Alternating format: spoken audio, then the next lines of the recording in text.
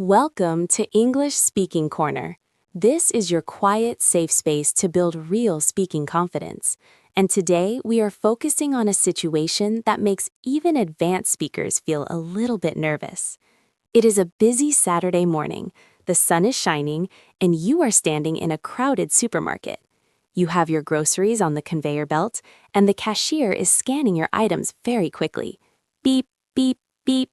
You are watching the little digital screen. And suddenly, you see it.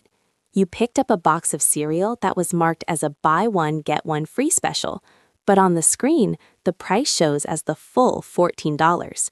Your heart starts to beat a little faster. You look at the line of people behind you. They look tired. They are checking their watches. You think to yourself, maybe I should just pay the extra money. I do not want to cause a scene. My English is not perfect, and I do not want to be a problem. Speaker 2, have you ever felt that specific kind of pressure? Oh, absolutely. I think every English learner has been in that exact spot. It's that moment where you have to choose between your money and your comfort. You feel like everyone is watching you, and you worry that if you speak up, you will get stuck, or you will not understand what the cashier says back to you. It feels easier to just stay silent and pay the $14, even though you know it's a mistake. But today, we are going to change that. We're going to give you the exact words to use so you can handle this with total calm. If you enjoy these kinds of real-life lessons that help you navigate the world with confidence, please make sure to subscribe to the channel and hit the bell. It helps us keep creating these quiet study sessions for you. That is right. Today is all about moving from that feeling of panic to a feeling of power. We are going to practice what we call the soft interruption. This is the first step. You need to stop the cashier before they finish scanning everything and ask you to pay. If you wait until after you have already tapped your card, it's much harder to fix. So we need a way to break the rhythm of the beeps. Speaker 2, when you are in a rush and someone is moving fast, how do you usually get their attention without being rude? I think the most natural way is to use a very short, very soft buffer phrase. Something like, "Oh, sorry," or "Wait, just a quick question." The key is the word "oh." It sounds like you just noticed something by accident. It doesn't sound like you are attacking the cashier. It sounds like a sudden thought. Let's try that together. Speaker 1, can you lead us through a slow practice of that first little interruption? I would love to. Let's look at the phrase, "Oh wait, sorry, could I just check one thing?" We're going to say this very slowly. I want you to listen to the melody of the sentence. The word "oh" is a little bit longer. Oh, wait, sorry. Then the question part is very light. Could I just check one thing? Let's try it. Listen and then repeat after me during the silence. Oh, wait, sorry. Could I just check one thing? That was excellent. Let's try it one more time. But this time, imagine you are reaching out your hand slightly to get the cashier's attention. Oh, wait, sorry. Could I just check one thing? Speaker 2, why do you think we use the word just in that sentence? The word just is a magic word in English. It makes the request feel smaller. If I say, "I have a question," it sounds like a big deal. If I say, "I just have a quick question," it sounds like it will only take 2 seconds. It lowers the stress for the cashier. They are working hard and they are under pressure too. When they hear "just a quick question," they feel like they can handle it without getting annoyed. It's a very polite way to pause the world for a moment. Exactly. It's about being a partner in the conversation, not an enemy. Now, once you have stopped the cashier, we move to the second step, the observation. This is where you tell them what you saw on the screen. The biggest mistake learners make is saying something like, "You charged me wrong," or "This is the wrong price." That sounds like you are blaming the person. Instead, we want to talk about what we think we saw. We use phrases like "I think" or "I thought." This makes it a discussion. Speaker 2, let's look at a phrase for the cereal mistake we mentioned earlier. A great phrase would be, "I think this one was supposed to be on special," or "I thought this was a buy one, get one free deal." Notice how we use the past tense, "I thought." It means that when you picked it up from the shelf, that was your understanding. It allows the cashier to say, "Oh, let me check," without feeling like they made a mistake. It's very gentle. Let's practice that together. Speaker 1, give us that slow, clear version. Here it is. Listen to the way I say, "I think." It is not aggressive. I think this cereal was on special. Now it is your turn to speak it out loud. Repeat after me. I think this cereal was on special. Good. Let's try the other version. I thought this was a buy one, get one free deal. Your turn. I thought this was a buy one, get one free deal. When you say these words, try to keep your shoulders relaxed. If your body is tense, your voice will sound tense. Take a deep breath and just let the words flow out. That is a great point about the body language. When we are nervous, we tend to speak faster and our voice gets higher. In a supermarket, there's a lot of background noise. There are people talking, carts moving, and music playing. If you speak too fast or too high, the cashier might not hear you clearly. By practicing slowly with us right now, you are training your muscles to stay steady, even when the environment is loud. Now, what happens after you say that? The cashier might look at the screen and say, "Oh, you are right. Let me fix that." That is the best outcome. But sometimes they might say, "No, that deal ended yesterday," or "You have to buy the larger box for that deal." This is the moment where many people feel embarrassed. They feel like they made a mistake and they are being a nuisance. Speaker 2, what should we do in that situation? This is where you have two choices, and both are perfectly okay. Choice 1 is that you still want the item even at the higher price. Choice 2 is that you do not want it anymore because it is too expensive. You need to be ready for both. If you want to keep it, you can just say, "Oh, okay, no problem, I will take it anyway." If you want to put it back, you can say, "Oh, in that case, I think I will leave it. Thank you." Both phrases are very common. Cashiers hear them dozens of times every single day. They do not care if you put an item back. It is part of their job. Let's practice the phrase for putting it back, because that is the one that requires the most confidence. The phrase is, "In that case, I think I will leave it." Or even simpler, "I will just leave that one, thanks." Let's practice that simpler version together. Listen and repeat. "I will just leave that one, thanks." One more time, nice and clear. "I will just leave that one, thanks." Speaker 2, notice how we use the word leave. In this context, it means I am not going to buy it. It doesn't mean I am leaving the store. It just means the item stays here at the register. That is an important distinction. Using the word leave makes you sound very natural. It is much more common than saying, "I do not want to purchase this item." That sounds like a textbook. "I will leave it" or "I will put it back" are the phrases real people use. And notice the word thanks at the end. Even if you are a little frustrated that the deal is over, staying polite makes the whole interaction smoother. It keeps you in control of your emotions and your English. I want to talk about the feeling of the people behind you in line. This is often the biggest source of pain for English learners. You feel their eyes on your back. You feel like they're angry because you are taking an extra 60 seconds. But here's the truth. Most people are not thinking about you at all. They are thinking about their own lives, their own groceries, and what they are going to cook for dinner. And even if they are in a hurry, you have the right to be charged the correct price. You are not doing anything wrong. By speaking slowly and clearly, you are actually making the process faster because you are avoiding confusion. Speaker 2, how can we prepare ourselves mentally for that pressure? I like to use a technique called the one breath pause. Before I say, "Oh wait, sorry," I take one deep breath in through my nose. It only takes 1 second, but that 1 second tells my brain that I am safe. It stops the panic. It gives me the space to find the words we practiced. We are not just learning vocabulary today. We are learning how to manage our energy. If you can stay calm, your English will follow. Speaker 1, let's try a full simulation. I will be the cashier scanning things very fast, and you be the customer who sees a mistake on a bottle of olive oil.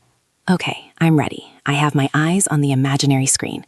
I see the price is $20, but the sign said 15. My heart is a little fast, but I'm going to use my one breath pause. Go ahead, Speaker 2. Beep, beep, beep. That will be $45.60, please. You can tap your card whenever you are ready. Oh, wait, sorry. Could I just check the price on the olive oil? I think it was marked as $15 on the shelf. Let me see. Oh, you are right. That was the sale price for the organic one, but you have the regular one. The regular one is $20. Do you still want it? Oh, I see. In that case, I think I will leave it. Thank you. No problem. I will just take that off the total. Your new total is $25.60. That was a perfect example. Did you notice how Speaker 1 did not apologize for the mistake? She said sorry to get attention, but she did not say, "I am sorry I am slow," or "I am sorry I am confused." She just stated the facts. The olive oil was a different price than she expected. When the cashier explained why, she made a quick decision and moved on. This is what real confidence looks like. It is not about knowing every word in the dictionary. It is about using 5 or 6 simple words to solve a problem.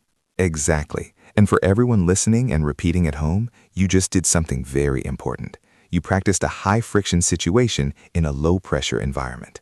That is why this channel exists. We want you to use this quiet space to build the muscle memory, so that when you are actually at the supermarket next Saturday, your mouth knows what to do before your brain has time to get scared. If you found that little simulation helpful, please like the video. It tells us that you want more of these real-life dialogues. Let's dive a little deeper into some of the vocabulary around the supermarket till. The word till is what we call the place where you pay, especially in British English. In American English, people often say the register or the checkout. It is good to know both. And when the cashier says tap your card, they are talking about the contactless payment. If the machine is not working, they might say insert your card or swipe your card. Speaker 2, what are some other common questions a cashier might ask during this process? They will almost always ask, do you need a bag? Or would you like a receipt? If you are having a price dispute, the receipt is very important. You should always say yes please to the receipt. That way, if you get home and realize there's another mistake, you have the proof you need to go back and get a refund. Another word to know is barcode. Sometimes the cashier cannot find the price because the barcode is damaged. They might say the barcode isn't scanning. If that happens, you can just wait quietly. That is their job to fix. You do not need to do anything. That is a great point. Sometimes the silence at the register feels awkward, so we feel like we need to talk, but you don't. You can just stand there calmly while they fix the problem. Now, let's practice a slightly more difficult situation. Imagine the cashier says that they need to call a manager to change the price. This happens sometimes for expensive items. Now you have a manager coming over, and the wait is even longer. Speaker 2, what is a phrase we can use to stay in control while we wait? You can say, no problem, I don't mind waiting. This is a very powerful phrase. It tells the cashier and the people behind you that you are not stressed. You are a calm, patient person. It actually helps everyone else relax too. Let's practice that. Listen and repeat. No problem, I don't mind waiting. Again, no problem, I don't mind waiting. When you say this, keep your voice at a medium volume. Not too quiet, not too loud. Just a natural conversational tone. I love that phrase because it turns you from the person causing the problem into the person who is being helpful and patient. It is a complete shift in the social dynamic. Let's look at another common phrase, double check. This is a very useful verb for any situation where there might be an error. Instead of saying check it again, which can sound a bit like an order, you can say, would you mind double checking that for me? The words would you mind make the sentence very polite. Let's break that down for our listeners. Would you mind double checking that for me? This is a great phrase for your toolkit. It works at the supermarket, at the airport, or even at work when you were talking to your boss. It is a very professional, polite way to ask for a correction. Let's repeat it slowly. Would you mind double checking that for me? And one more time, a little faster, like a natural conversation. Would you mind double checking that for me? Excellent. I hope you are speaking these out loud wherever you are. Even if you are just whispering them to yourself on the bus, you are building that connection between your brain and your voice. Let's talk about the cultural side of this for a moment. In many English-speaking countries, supermarkets are designed for speed. The cashiers are often timed on how fast they can scan items. This is why it feels so high pressure. It is not personal. They are not trying to rush you because they dislike you. They are rushing because the system tells them to. When you understand that the pressure comes from the system, not the people, it is much easier to stay calm. You are just a human being buying food. You are allowed to take up space. You are allowed to speak. That is such a helpful perspective. It reminds me of when I was learning a second language and I felt like I was an inconvenience to everyone. But then I realized that most people are just trying to get through their day, just like me. If you are polite and clear, people are almost always happy to help. And if they are not happy, that is their problem, not yours. Your job is just to use your words. Let's go through a list of the key words we have covered so far, just to make sure they are solid in your mind. I will say the word, and Speaker 2, can you give a quick, simple definition for our A2 and B1 listeners? The first word is special. Special. In a store, this means a sale or a lower price. If something is on special, it is cheaper than usual. The next one is discount. Discount. This is the amount of money taken off the price. A 10% discount means you pay 10% less. How about clearance? Clearance. This usually means the store is trying to sell everything very quickly, often because they are getting new items. Clearance prices are usually the lowest prices in the store. And what about the term buy one, get one free? This is a very common deal. Sometimes people say BOGO for short. It means if you take 2 items to the register, you only pay for one of them. It is important to check if you need a loyalty card or a membership to get this deal. That is a great tip. Sometimes the mistake on the screen is because you haven't scanned your store card yet. So a good phrase to know is, "Oh, does that price change after I scan my card?" Speaker 2, let's practice that one. It's a bit longer. Good idea. Let's try it. Oh, does that price change after I scan my card? Let's repeat that together. Oh, does that price change after I scan my card? This is a very smart question because it shows the cashier you are thinking ahead. It gives them an easy way to explain the price difference. Now let's talk about the final part of the interaction. You have solved the problem, you have paid for your items, and you are ready to go. Even if the interaction was a little bit difficult, you should always end on a positive note. A simple "have a nice day" or "thanks for your help" goes a long way. It closes the conversation and lets both you and the cashier move on with a good feeling. Speaker 2, why is this closing so important for our confidence? Because it proves to your brain that the interaction was successful. If you just grab your bags and run away because you feel embarrassed, your brain remembers the feeling of escape. But if you stop, look the cashier in the eye and say, "Thanks for your help. Have a good one," your brain records a successful, complete social interaction. You feel like a competent, polite adult. That feeling stays with you and makes the next time much easier. I want everyone listening to try something today or tomorrow. Even if you are not at a supermarket, find a small way to use one of these polite interruption phrases. Maybe you are at a coffee shop and you want to ask if they have a certain kind of milk. Or maybe you are at work and you want to clarify a deadline. Use that, "Oh, sorry, just a quick question." See how it feels to pause the world for a moment. You will find that most of the time, the world is very happy to wait for you. That is a great challenge. We often wait for a big problem to practice our English, but the small moments are where the real growth happens. If you can handle a $5 mistake at the supermarket, you can handle a complicated meeting at work. It is the same skill. It is about staying calm, being polite, and stating your needs clearly. Before we move into our final shadowing practice of the day, I want to encourage you to think about how far you have come. Just by listening to this lesson and speaking these phrases out loud, you are doing more than most people. You are taking active steps to improve your life. That is something to be very proud of. Learning a language is a long journey, but it is made of small steps like this one. Let's do one final slow motion shadowing session. We are going to put all the pieces together into one conversation. I will be the cashier, and I want you, the listener, to be the customer. I will leave a long pause after my lines so you can speak. Don't worry about being perfect. Just focus on being clear and staying calm. Are you ready? Okay. That's your milk, your bread, and the 2 boxes of cereal. Your total is $32.50. This is your turn. Say, "Oh, wait, sorry, could I just check the cereal? I thought it was a buy one, get one free deal." Oh, let me see. I see the problem. You have 2 different brands of cereal. The deal is only if you buy 2 of the same brand. Your turn. Say, "Oh, I didn't realize that. In that case, I'll just leave one of them. Thank you." Sure thing. Let me remove that for you. Okay, the new total is $18.20. Your turn. Say, "Great, thanks for your help. Have a nice day." You too. Take care. How did that feel? If you felt a little bit of tension in your chest, that is normal. That is just your brain practicing for the real thing. The more you do this, the more that tension will disappear. You are building a new habit. Instead of silence and regret, you are choosing communication and confidence. I hope everyone feels a little bit taller after that practice. Remember, you can come back to this lesson whenever you need a refresher. If you have a big shopping trip planned, listen to this in the car or on your headphones before you go inside.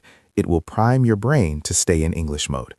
And if you have a friend who is also learning English and struggles with this kind of social anxiety, please share this video with them. We want this corner of the internet to be a community where we all lift each other up.